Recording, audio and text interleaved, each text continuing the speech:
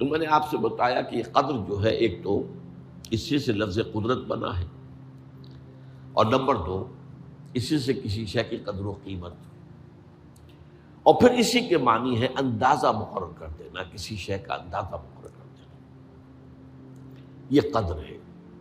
اللہ نے ہر چیز کا ایک اندازہ مقرر کر دیا ہے، اور قدر مقادیر، مشکات شریف میں ایک پورا باب ہے ایمان بالقدر، اس کا عنوان ہے صحیح معنی میں۔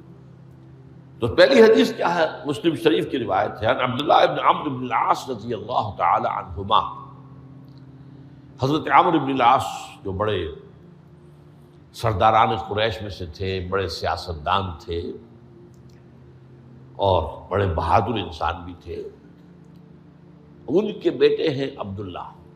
اور بڑی دلچسپی کی بات یہ ہے کہ باپ اور بیٹے کے مزاج میں بود المشرقین تھا، وہ تھے جنگجو اور سیاستدان اور بڑے سرداروں میں سے، یہ تھے انتہائی زاہد و عابد، انتہائی زاہد و عابد۔ انہی کے بارے میں آتا ہے پوری رات کھڑے رہتے تھے نوافل میں، اور ہر روز روزہ رکھتے تھے، جس پر حضور نے یوں کہنا چاہیے کہ ڈانٹ پلائی۔ آپ کو اطلاع ہوئی، آپ نے بلایا، یا عبداللہ اولم اخبر انک تقوم اللیل و تصوم النہار تصوم الدہر، کیا مجھے یہ خبر نہیں دی گئی ہے؟ یعنی مجھے یہ خبر ملی ہے کہ تم پوری رات کھڑے رہتے ہو، نماز پڑھتے ہو، تم ہر روز روزہ رکھتے ہو، اب کیا کرتے؟ بلا یا رسول اللہ، جھوٹ بولنے کا تو یارہ ہے ہی نہیں، اور ہو بھی نہیں سکتا۔ فرمایا لا تفعل، سختی سے روکا۔ وہ عبداللہ ابن عمرو ابن العاص رضی اللہ تعالیٰ عنہما اس کے راوی ہیں، قال رسول اللہ صلی اللہ علیہ وسلم کتب اللہ مقادیر الخلائق قبل ان یخلق السماوات والارض ب50,000 سنہ۔ اللہ تعالیٰ نے مقداریں اور تقدیریں، ابھی دو الفاظ میں بولوں گا تاکہ آپ کے ذہن میں بات رہے، معین کر دی تھی، لکھ دی تھی۔ آسمانوں اور زمین کی تخلیق سے 50,000 سال قبل، یہ ہے قدر۔ ہر چیز کی ایک تقدیر جو ہے وہ معین ہوئی ہے۔ اب آئیے اس میں کتاب سے مراد کیا ہے؟ جو آیت میں نے دوسرے نمبر پر پڑھی آج، سورہ حدید کی آیت، ما اصاب بمصیبۃ فی الارض ولا فی انفسکم الا فی کتاب من قبل ان نبرأ۔ کتاب سے مراد کیا؟ نہیں پڑتی تم پر کوئی مصیبت، کوئی تکلیف، نہ زمین میں نہ تمہاری جانوں میں، زمین میں سیلاب کا آ جانا، زلزلے کا آ جانا، کوئی اور اس طرح کی عمومی ہلاکت کا آ جانا، عمومی تکلیف کا آ جانا، تمہاری جان میں اچانک جو ہے تشخیص ہو گیا کینسر ہے، اچھے بنے تھے، ٹھیک ٹھاک چل رہے تھے، کوئی معمولی سی تکلیف ہوئی، انویسٹیگیشن کیا تو معلوم ہوا تو کینسر ہے، اور وہ کافی بڑھ چکا ہے۔ لیکن جو شے بھی آتی ہے، چاہے تمہاری جان پر آئے چاہے زمین پر آئے، وہ ایک کتاب میں لکھی ہوئی موجود ہے، اس سے پہلے کہ ہم اسے ظاہر کریں۔ یہ تمہیں مشکل نظر آئے گا، ان ذالک علی اللہ یسیر، یہ اللہ پر بہت آسان ہے، بہت آسان ہے، اللہ کا علم کامل ہے۔ تو معلوم ایک بات جان لیجئے کہ حقیقت کتاب سے مراد اللہ کا علم قدیم ہے۔ اللہ کا علم حادث نہیں ہے، معاذ اللہ ثم معاذ اللہ، کہ کوئی شے ہوئی تو اس کے علم میں آئی۔ یہ ہمارے ہاں بعض گمراہ فرقوں کا عقیدہ ہے، اسے بدع کہتے ہیں، کہ اللہ کے علم میں بدع بھی ہے، یعنی کسی واقعے کے ظہور کے بعد اس پر کسی شے کا منکشف ہونا، معاذ اللہ ثم معاذ اللہ، یہ شان خداوندی سے بہت بڑی ہے۔ وہ تو عالم ما کان و ما یکون ہے، جو بھی کچھ تھا اور رہا ہے آج تک ہمیشہ سے ہے، اور جو بھی کچھ ہوگا وہ سب اس کے علم میں آن واحد میں موجود ہے۔ آن واحد، یہ آن واحد کے لفظ کو اچھی طرح سمجھ لیجیے۔ مجھے سب سے پہلے تجربہ ہوا تھا، یہ سن میرا خیال ہے کہ 67-68 کی بات ہے، میں نے پہلا ہفائی سفر کیا تھا لاہور سے کراچی۔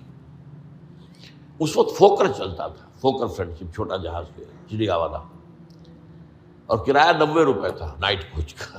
آپ تصور کیجیے. تو میں چونکہ مجھے جغرافی سے دلچسپی ہے اور فوکس زیادہ اونچا نہیں ہوتا، تو میں دیکھتا جا رہا تھا کھڑکی سے، اس وقت ہم کہاں پہنچ گئے، اب کہاں پہنچ گئے. اب جو روشنیاں نظر آ رہی ہیں کس شہر کی ہیں؟ یہ اکاڑے کی آ گئی، یہ ساہیوال کی آ گئی، یہ آگے اور آگے ہیں. ایک دم میں نے دیکھا کہ 3 شہروں کی روشنیاں بیک وقت دیکھ رہا ہوں. لودھرا، بہاولپور، سماسٹا. مجھے خیال آیا کہ جب میں ٹرین سے سفر کرتا ہوں، کراچی جاتا ہوں، تو لودھرا پہنچتا ہوں تو میں سمجھتا ہوں کہ ابھی بہاولپور آدھا گھنٹے بعد آئے گا. وہ مستقبل کی شے ہے میرے لیے. بہاولپور پہنچتا ہوں تو لودھرا میرے لیے ماضی کی بات بن جاتی ہے. آدھے گھنٹے پہلے لودھرا آیا تھا، اور آدھے گھنٹے کے بعد جو ہے سماسٹا آئے گا، وہ میرے لیے مستقبل بن گیا، لودھرا ماضی بن گیا. لیکن اس بلندی پر میں بیک وقت دیکھ رہا ہوں لودھرا کو بھی اور بہاولپور کو بھی اور سماسٹا. یہ معاملہ جو ہے اس کو 1 ملین بلین سے ضرب دے لیجئے. اللہ تعالیٰ اس بلند مقام سے دیکھ رہا ہے جہاں اس کے مشاہدے میں، اس کے علم میں ماضی اور مستقبل کا کوئی سوال ہی نہیں. آنے واحد، آنے واحد، آنے واحد. تو یہ در حقیقت کتاب جسے کہا گیا قرآن مجید میں بار بار بہت جگہوں پر آیا. تو یہ کتاب جو ہے در حقیقت اللہ تعالیٰ کا علم قدیم، اس میں سب کچھ موجود ہے، ہمیشہ سے موجود ہے، لکھا ہوا موجود ہے، اور کوئی غلط نہیں ہو سکتا. آگے چل کر گفتگو ہوگی اصل میں بعد میں کہ تقدیر کے جو عام عقیدے میں ہم تقدیر کہتے ہیں اس کے 2 پہلو ہیں. ایک پہلو ہے ما اصاب علی الانسان، جو کچھ انسان پر آتا ہے مصیبت، جیسے ابھی آیت میں نے پڑھی ما اصاب من مصیبت فی الارض ولا فی انفسکم. ہم ہر وقت زد میں ہیں، کوئی تکلیف آ گئی، کوئی مصیبت آ گئی، کوئی بیماری آ گئی، کوئی حادثہ ہو گیا، کوئی بچہ فوت ہو گیا، کوئی عزیز جو ہے وہ فوت ہو گیا. یہ ہر وقت حوادث ہے. تو جو بھی کچھ پیش آتا ہے وہ علم خداوندی میں ہمیشہ سے تھا. یہی وجہ ہے کہ ایک اور حدیث ہے ابن الدیلمی سے، لمبی حدیث ہے وہ، لیکن اس کے اندر جو آخری ٹکڑا ہے وَتَعْلَمَ، یعنی انسان کے نجات کے لیے لازم ہے کہ یہ بات بھی تم جان لو انما اصابک لم یکن لیخطئک وانما اخطأک لم یکن لیصیبک ولو مت علی غیر ھذا. اگر تم اس کے سوا کسی صورت پر ہوگے تو جہنم میں داخل ہو جاؤ گے، لدخلت النار. یہ جان لو کہ جو چیز تم پر آئی وہ آنی ہی آنی تھی. دیکھیے ہوتا کیا ہے، کاش کہ میں اگر یوں کر لیتا تو یہ نہ ہوتا. بس یہی ایمان بالقدر کے منافی ہے. جو ہوا ہے وہ اللہ تعالیٰ کے ہاں تو پہلے سے طے تھا، ہونا ہی تھا. تمہاری کوئی تدبیر، کاش کہ میں اس وقت یہ کر لیتا. یہ لو، اسی لیے ایک حدیث میں الفاظ آئے ہیں ان کلمۃ لو تفتح عمل الشیطان. اس لو سے، کاش، اس سے شیطانی عمل شروع ہو جاتا. کاش کہ یہ ہو جاتا، کاش میں یہ نہ کرتا، کاش کہ ہو جاتا. تو یہ نہیں. تعلم انما اصابک لم یکن لیخطئک. تو جان لے اس بات کو کہ جو چیز تم پر آئی ہے وہ ہرگز ٹلنے والی نہیں تھی. کوئی تدبیر تم کر لیتے، کوئی کسی وقت کوئی ہیلا کر لیتے، کوئی تم قدم اٹھا لیتے، کچھ بھی کر لیتے، وہ تو آنی ہی آنی تھی. وما انما اخطاک، جو چیز تم سے چھوٹ گئی، رہ گئی، نہیں ملی. ایک ویکنسی ایڈورٹائز ہوئی تھی، آپ نے بھی درخواست دی تھی، آپ کو نہیں ملی. اب آپ ہو کاش کہ میں نے فلاں سے سفارش کرا لی ہوتی. بس گئے. تو جو چیز چھوٹ گئی وہ چھوٹ جانی ہی تھی. اس میں قطعاً جو ہے کوئی شکل، کوئی تدبیر، کوئی سفارش، کسی طرح کا کوئی بھی ہیلا، کوئی جو ہے اس پہ کارگر نہیں ہو سکتا تھا. لم یکن لیصیبک ومت علی غیر ذالک. اگر تو اس کے سوا کسی کیفیت پر تیری موت واقع ہوئی، اگر یہ یقین نہیں ہے، یہ ہے تقدیر کا وہ مفہوم کہ جس کا تعلق ہے علامہ اصاب الانسان، جو انسان کے اوپر وارد ہو رہا ہے. اس کے ضمن میں تقدیر کا مفہوم کیا ہے؟ کہ جو ہوا ہے وہ تو ہونا ہی تھا، اس میں تو کسی شک و شبے کی گنجائش نہیں، بالکل قطع اللہ تعالیٰ کا فیصلہ ہے۔ البتہ در حقیقت ایک دوسرا پہلو ہے، ما یفعل الانسان، وہ جو انسان کرتا ہے۔ یہاں آ کر یہ تقدیر کا مسئلہ بہت ٹیڑھا ہو جاتا ہے۔ آیا میرے اندر کوئی اختیار بھی ہے کہ نہیں؟ Do I have any free choice؟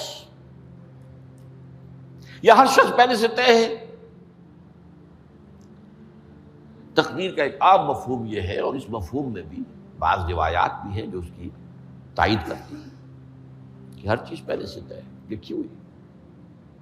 اور یہ جو حدیث ہم نے ابھی پڑھی ہے، یہ گویا کہ اس کی ایک مثال ہے کہ وہ جو لکھ دیا گیا تھا، فرشتے نے لکھ دیا تھا، رحم مادر میں لکھ دیا تھا، شقی اور سعید، یہ بدبخت ہے یا سعادت مند ہے۔ تو ایک شخص پوری عمر نیکی کے کام کرتا رہا، آخری وقت میں آ کر کوئی ایسا حادثہ پیش آ گیا کہ وہ اہل جہنم کے سے کام شروع کر دی اور جہنمی ہو گیا۔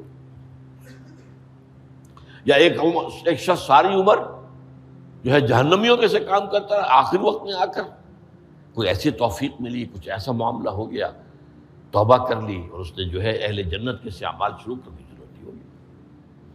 تو یہ جو ہے علامہ اصابک کا علیحدہ بات ہے، اور علامہ یفعل الانسان، انسان کیا کرتا ہے، اس میں اس کی قدرت کتنی ہے۔ اور یہ ہمارے ہاں فلسفے کا بڑا مشکل موضوع ہے، اسی کا نام ہے جبر و قدر۔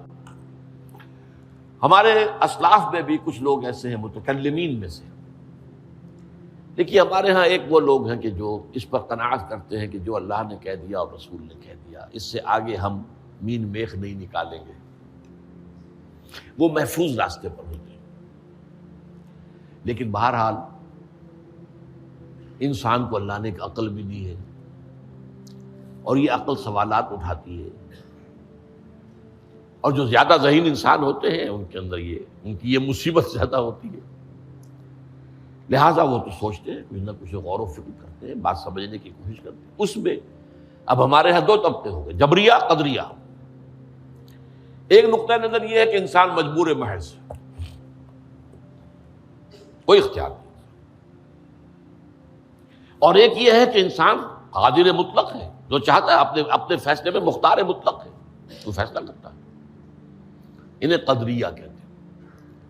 تو جبریہ اور قدریہ ان کی بحثیں ہمارے یہاں، یہ وہی تقدیر کا مسئلہ جو میں نے کہا تھا، بحثوں میں آ کر انہیں آج تک حل نہیں ہوا، حل ہو سکتا ہی نہیں۔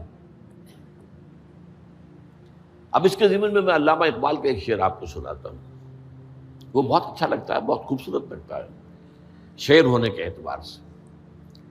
تقدیر کے پابند جمادات و نباتات، مومن صرف اللہ کے احکام کا پابند۔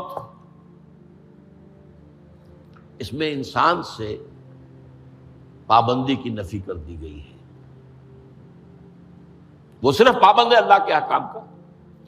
نتیجے کے اعتبار سے تو جو یہ شعر کہہ رہا ہے جو بات، وہ صحیح ہے، پابندی اصل جو ہے وہ اللہ کے احکام کی، لیکن یہ کہ تقدیر کی پابندی سے انسان بھی پوری طرح آزاد نہیں ہے۔ یہ سمجھ لینا کہ یہ جمادات و نباتات ہی کا معاملہ، یہ غلط ہے، یہ مبالغہ ہے۔ ظاہر بات ہے کہ شاعر جو ہے، شاعر مبالغے سے بچ نہیں سکتا، چاہے وہ علامہ اقبال ہی ہو، کوئی بھی ہو۔ تو اسی لیے سورہ شعراء کے اندر جو عام شعراء کی جو صفات بیان ہوئی ہیں وہ آپ کے ذہن میں آ گئی ہوگی۔ مبالغہ کرتے ہیں، فی کل واد یہیمون انہم یقولون ما لا یفعلون، وہ کہتے بھی وہ کچھ ہے جو کرتے نہیں ہیں، اور یہ بات تو علامہ اقبال پر بھی چشمہ ہوتی ہے۔ بہرحال یہ شعر ذرا پھر نوٹ کیجئے، تقدیر کے پابند جمادات و نباتات، مومن صرف اللہ کے احکام کا، کوئی بات صحیح نہیں۔ انسان بہت سے اعتبارات سے مجبور ہے۔ سب سے پہلے جو ہے انسان کے اندر ایک تقدیر نوعی ہے، نوع انسان، چھوٹی سی چڑیا اڑتی پھرتی ہے، انسان نہیں اڑ سکتا۔ آپ نے ٹھیک ہے مشین ایجاد کر دی، جہاز ایجاد کر لیا، آپ دوڑ رہے ہیں 500 آدمی اور سینکڑوں من سامان لے کر جو ہے وہ جا رہا ہے، 747 ہو یا 757 ہو، یہ کر لیا ٹھیک ہے، خود نہیں اڑ سکتے۔ اب کیا کریں گے آپ؟ یہ تقدیر نوعی ہے، اسپیشیز، ہر اسپیشیز کے لیے اللہ نے ایک اندازہ مقرر کر دیا ہے، اس اندازے ہی میں رہے گا، اس سے باہر نہیں جا سکتا۔ پھر ایک تقدیر شخصی ہے۔ اب دیکھیے تقدیر شخصی کیا ہے؟ بعض اوصاف و صفات ہمیں وراثتاً ملتے ہیں، وی ہیو نو چوائس۔ پہلے بھی یہ بات مانی جاتی تھی، آج جو ہے ذرا سائنٹیفک انداز میں ہم کہتے ہیں جینز میں چلا آ رہا ہے، اس جینز کو کوئی بدل سکتا ہے؟ جو جینز بھی آپ کو ملے اپنے والدین کی طرف سے، وہ آپ کی شخصیت کا ظاہر بات ہے کہ فیصلہ کن طرز پر اس کو ڈھال دیتے ہیں۔ جینز ہے، پابندی ہے۔ نمبر 2 یہ کہ خاص طور پر جو گھر کا ابتدائی ماحول ہوتا ہے، ماں کی گود اور ابتدائی گہوارہ گھر کا، اس کے جو اثرات مرتسم ہو جاتے ہیں شخصیت کے اوپر، وہ بھی بڑے مستقل ہوتے ہیں، پختہ ہوتے ہیں۔ ان دونوں چیزوں کو ضرب دے لیجئے، hereditary factors multiplied by environmental factors, اس سے مل کر ایک شے تیار ہوتی ہے جس کو قرآن کہتا ہے شاکلہ۔ قل کل یعمل علی شاکلتہ فربکم اعلم بمن هو اہدی سبیلا، سورہ بنی اسرائیل۔ شاکلہ کسے کہتے ہیں؟ شاکلہ شکل دینے والی شے۔ آپ کو لوہا ڈھالنا ہے، کوئی خاص پرزہ بنانا ہے، اس کا پہلے سانچہ بناتے ہیں۔ لوہے کو پگھلا کے اس میں ڈالیں گے تو جیسا سانچہ ہوگا ویسا ہی لوہا جو ہے وہ شکل اختیار کرے، اسے شاکلہ کہتے ہیں۔ یہ شاکلہ جو ہے ہر انسان کا، اس سے باہر انسان نہیں جا سکتا۔ اس کے اندر سٹرگل ہوگی، اس کے اندر اس کی جد و جہد ہوگی، لیکن اس کا یہ مطلب نہیں ہے کہ اس کا کوئی فری چوائس ہے۔ فری چوائس ہے، لیکن وہ فری چوائس انہی حدود کے اندر کام کرے گا، اس سے باہر نہیں۔ اس بات کو مختلف احادیث میں حضور نے بہت خوبصورتی سے بیان کیا۔ ایک حدیث بڑی اہم ہے، بڑی اہم ہے۔ الناس کالمعادن، انسانوں کی مثال بھی معدنیات کیسی ہے۔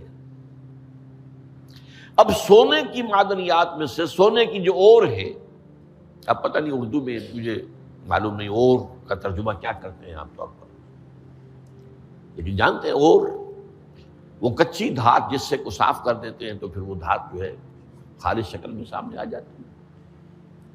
سونے کی اور سے سونا بنے گا، چاندی کی اور سے چاندی بنے گی، سونا تو نہیں بن سکتا، جتنا چاہے صاف کر لیں، وہ اور تو مستقل ہے۔ الناس کالمعادن خیارکم فی الجاہلیت خیارکم فی الاسلام، جو تم میں جاہلیت کے دور میں، پری اسلامک دور میں جو بہترین تھے، وہی اسلام میں آ کر بہترین ہوئے ہیں۔ وہ اور سونے کی تھی، وہ صاف ہو گئی ہے، اور سونا جو ہے وہ نکھر کر خالص سونا بن کر آ گیا ہے، اسلام نے صاف کر دیا۔ وہ چاندی کی اور تھی، اسلام نے اس کو صاف کر دیا ہے، وہ نکھر کر چمکتا ہوا جو ہے وہ چاندی بن گئی۔ لیکن یہ کہ اذا فقہوا، البتہ پھر اس میں ایک اضافہ کیا حضور نے، جبکہ ان کے اندر دین کا فہم داخل ہو جائے، تو یہ کہ جو بہترین پہلے تھے وہی بہترین اب ہوں گے۔ اسلام لانے سے پہلے بھی بہترین ابو بکر تھے، اسلام لانے کے بعد بھی بہترین ابو بکر۔ حضور پر وحی سے پہلے بھی بہترین خاتون خدیجۃ الکبریٰ تھی، ایمان لانے کے بعد بھی بہترین خاتون خدیجۃ الکبریٰ۔ اور دوسری حدیث سنیے، عن ابی الدرداء رضی اللہ تعالی عنہ قال بینما نحن عند رسول اللہ صلی اللہ علیہ وسلم اسی حال میں کہ ہم ایک روز ہم حضور کے پاس تھے، نتناکرون ما یکون، اور ہم ذرا سوچ رہے تھے کیا کیا کچھ پیش آنے والا ہے دنیا میں۔ اذ قال رسول اللہ صلی اللہ علیہ وسلم، جبکہ حضور نے ہم سے ایک بات کہی، بڑی غور سے سنیے، اذا سمعتم بجبل انزال عن مکانہ فصدقوہ، اگر تم یہ سنو کہ کوئی پہاڑ اپنی جگہ سے ٹل گیا تو مان لینا۔ وَإِذَا سَمِعْتُمْ بِرَجُلٍ تَغَيَّرَ عَنْ خَلْقِهِ فَلَا تُصَدِّقُوهُ، اور اگر تم سنو کہ کوئی شخص جو ہے وہ اپنی سرشت سے، اپنی جبلت سے بدل گیا تو کبھی نہ مانو۔